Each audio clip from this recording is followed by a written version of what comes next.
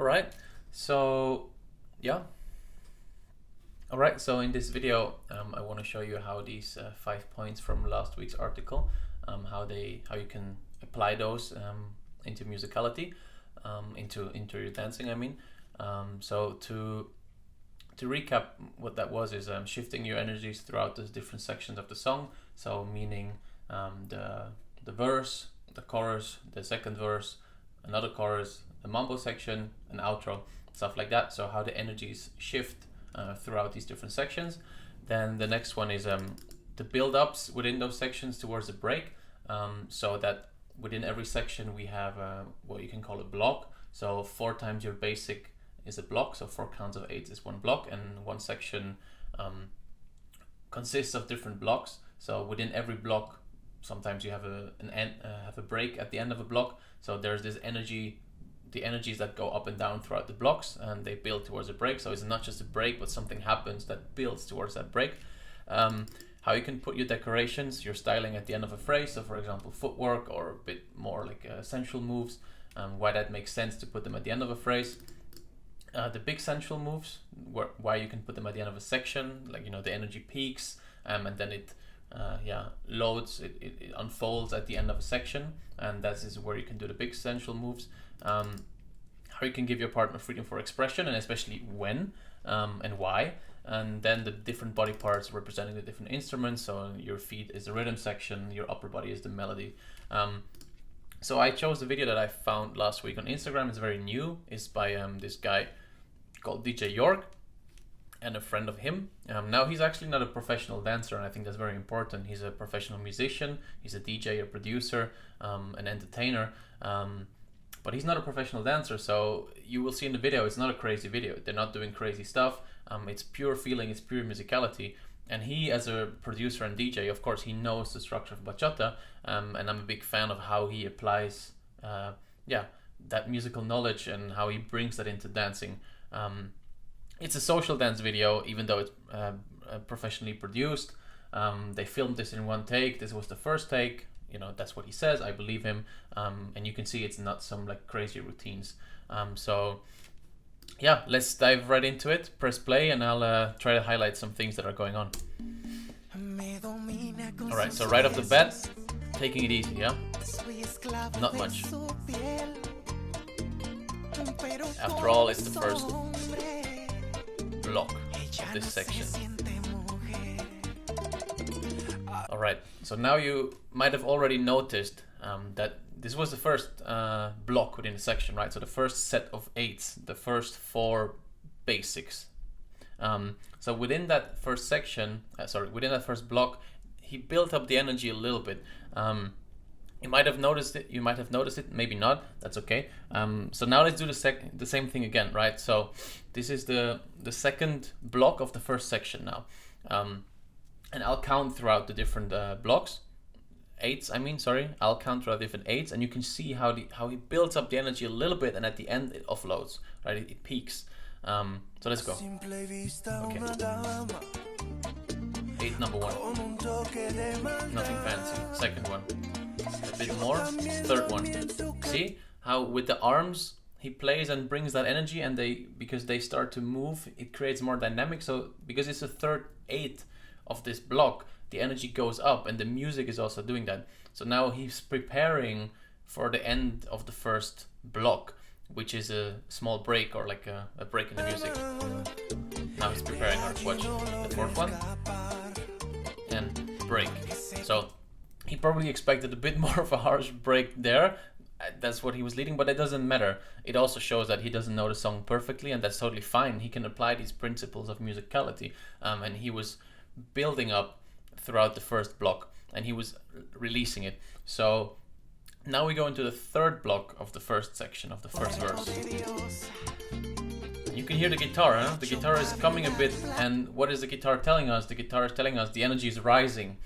Why is the energy rising? Because we're nearing the first chorus, so it makes sense that the music is giving us a bit more energy. And he's doing something really funny here. He heard that guitar right away, 100%, because he adjusts his hold a bit. You can see he has a loose hold, right? So he only holds it with one hand.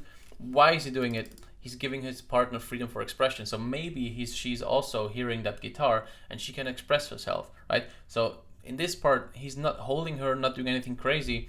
He's able to enjoy himself. This is where he's expressing himself, and by having a loose hold, she can also express herself. Oh, sorry, I deleted. And now we're going into the chorus. And you can see the moves are getting bigger. So this is the end of the first verse. You can hear the music is building up. And now we're going into the chorus. So what he did here is he did the bigger sensual moves at the end of the section, because within the section the energy was building up and now it's time to release it. The important thing to know here is that after the first verse, because the energy builds up, the energy of the chorus picks up from the previous energy, right? It makes sense because the verse is the storytelling mechanism. It's where the singer is in the spotlight, is where you're not doing anything crazy. As you saw, he's keeping it pretty much chill and relaxed, but it builds up that energy, and the chorus picks up on that energy. So the energy of the chorus is higher than the energy of the verse, obviously. So that's also what he wants to represent in his dancing. So he built up the energy and now he keeps it. He keeps it, and this is the verse, the chorus now, right? What do we know about the chorus? This is where you can join in with the band, because that's what's the purpose of the chorus. And you see he's already applying that. His moves are getting a bit bigger, like that hip movement. He didn't do that in the verse because it wouldn't fit. It would attract too much attention and take away from the singer. And now he does something very interesting. Try to see if you can catch it.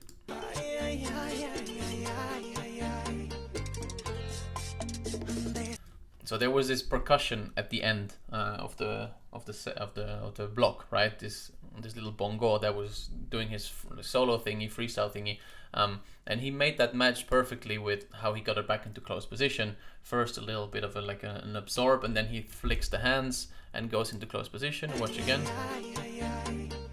5, 6, 7, 8.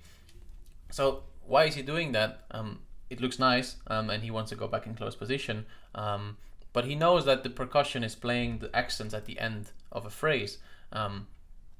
And he's using that. It's very simple. He doesn't have to know what the bongo is playing. I mean, that's absurd, right? You would have to listen to the song a million times to understand what the bongo is doing. And you don't want to be exactly hitting every hit. I mean, of course, you can do that if you want, but then you're a maniac. I mean, there are some salsa dancers, for example, that know how to do that. But yeah, bottom line, he doesn't have to know what the bongo is playing. He just have to know when the bongo is playing something different, right? So he's doing that. Now we're in the chorus again. Still in the chorus. The movements are bigger. Why? Because he's joining in with the band. See, that was a big move. Like this hip roll, he never did that before. So he's repeating these same patterns throughout the chorus. Same principles. Building the energies throughout the blocks, building the energy throughout the section.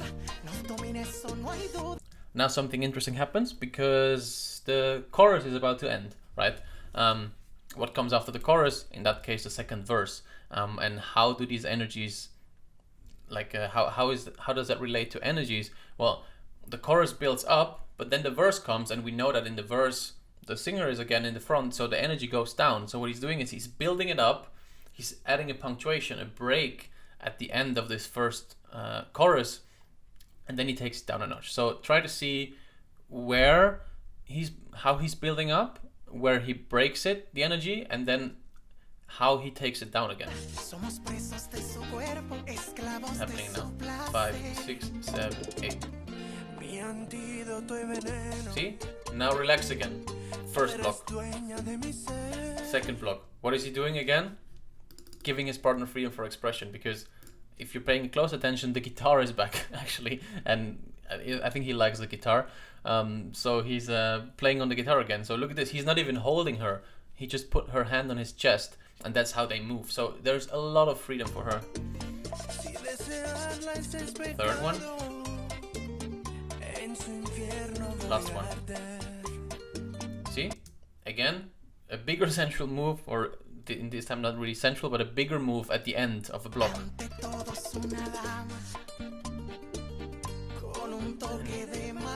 Same principles again, building up the energy.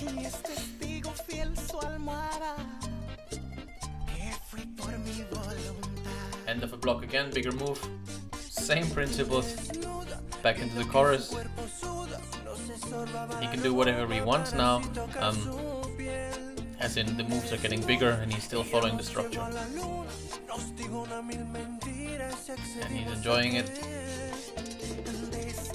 Now try to catch what happens when this section is over and what the next section is going to be like, and how do you think the energies will shift, how he will break the energy or not.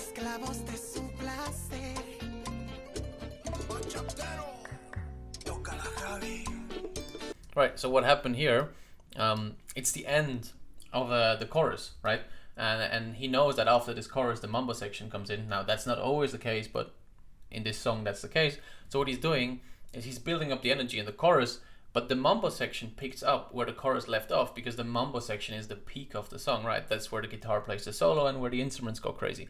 So it would not make sense for him to build up the energy, have a heavy drop, break, dip, whatever, and then start off with the energy again like he did after the first chorus.